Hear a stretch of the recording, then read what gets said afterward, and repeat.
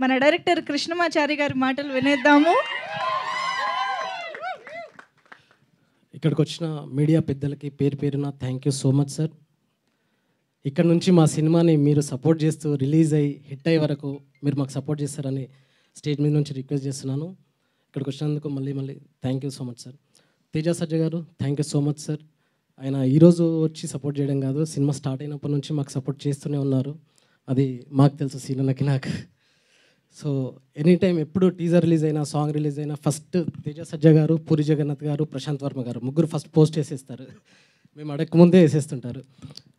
Thank you so much sir. మీ support ఇంకా ఇలానే కంటిన్యూ అవ్వాలని కోరుకుంటున్నాను. సినిమా ఇది ఒక రియల్ స్టోరీ. దాన్ని చాలా రియలిస్టిక్గా చూపించాలని మేము డిసైడ్ అయ్యి రియలిస్టిక్ ఫిల్మ్ మేకింగ్ చేశామండి. మీకు ఒక కొత్త ఎక్స్పీరియన్స్ ఉంటుంది. అండ్ డెఫినెట్లీ ఇందులో చాలా ఎమోషన్స్, ఎంటర్టైన్మెంట్ అండ్ ఎమోషన్స్ ఉంటాయి. అందరూ తప్పకుండా May 17th థియేటర్లోకి వెళ్ళి చూసి మా సినిమాని పెద్ద హిట్ చేయాలని కోరుకుంటున్నాను. అండ్ ఇది ఒక బాయ్ నెక్స్ట్ డోర్, అంటే మన కథ, మనకు తెలిసిన వాడి కథలా ఉంటుంది.